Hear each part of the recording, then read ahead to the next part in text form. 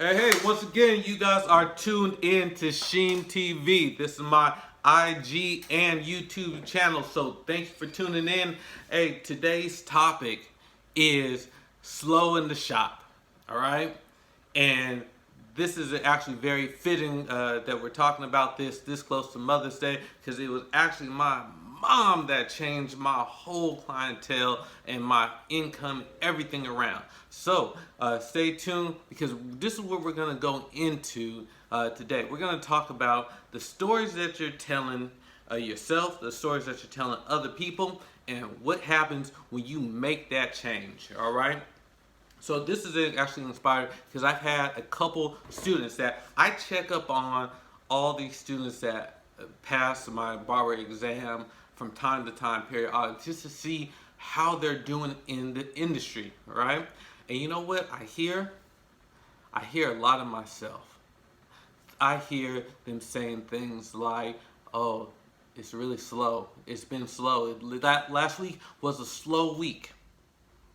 Last week was a slow week. You are," and they are seeing evidence of it, right? And I know it's challenging when you go to a shop and you're there all day and you see barbers around you cutting hair, right? And you might have one person, you might have nobody, and you want to tell somebody, like, hey, when they ask you how's your day going, how's the industry going, and we've been so conditioned to say to measure things, and through that measurement be able to and define it and say, you know what, it was slow today. I did not uh, I did not make a lot of money. I only made this. You know, it's been really slow at the shop, and you start complaining.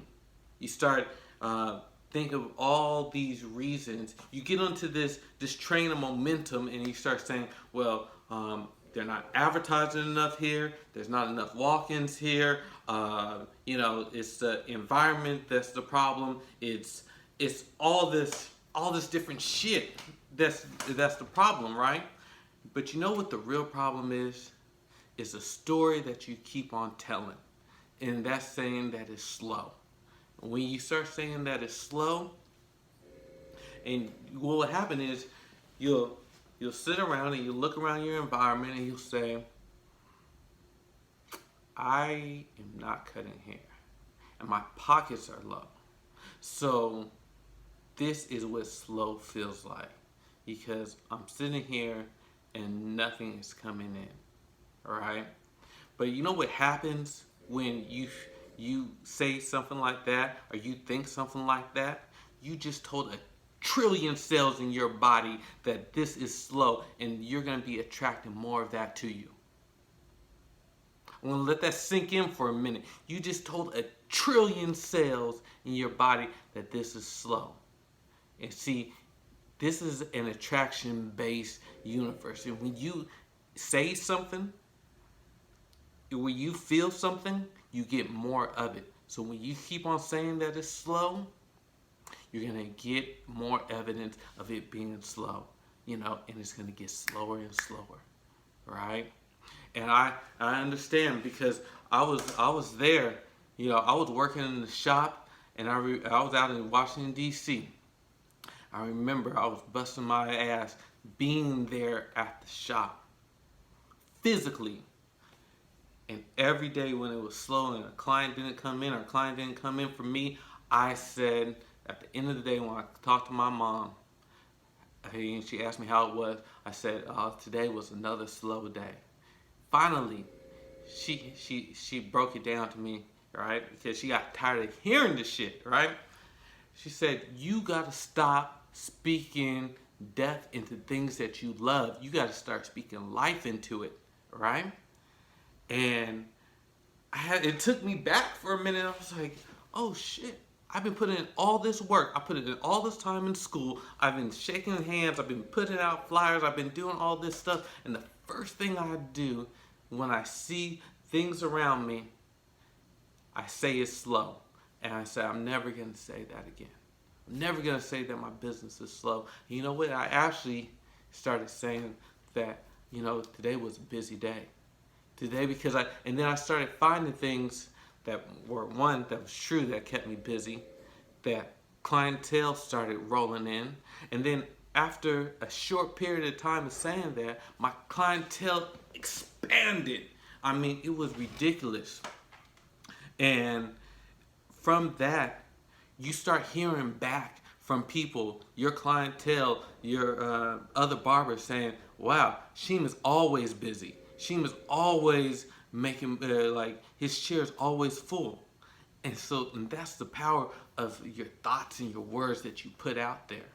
So, whatever it is, know that you can change it by changing the story that you're telling. Change that first and you'll get the evidence of it. And be careful what you put out there. Because just like you could say it's busy, remember, busy is a word that we use sometimes to also justify prosperity and things like that. But busy sometimes can have a level of anxiety to it, being overworked, not taking breaks, always rushing. So make sure when you choose your word of being prosperous, abundant, having clarity, knowing your values, people seeing your work, having a flow of money and things coming in, that you don't put so many, like a word like busy.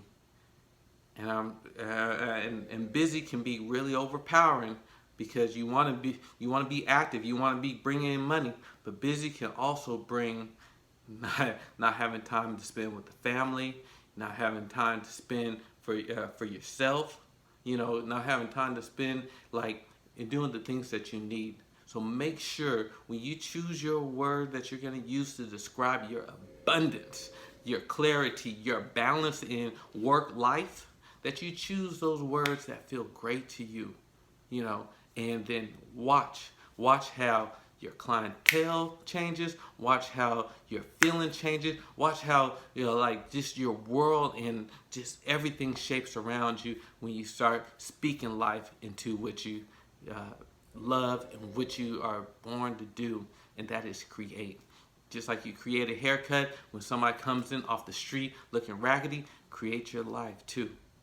See it before you have evidence of it, and it will be so. So this is Hashim Whitmore, Sheem TV. Thank you for tuning in. I'll catch you all tomorrow. Peace.